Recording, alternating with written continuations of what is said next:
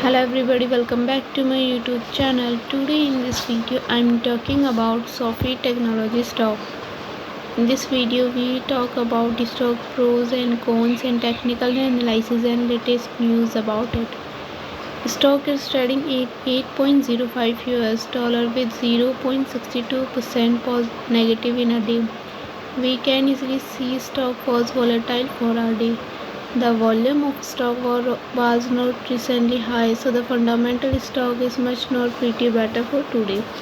Before buying and selling the stock, please consult your financial advisor. Today's video is done. Thanks for watching. Please subscribe my YouTube channel and like the video and also comment all related queries.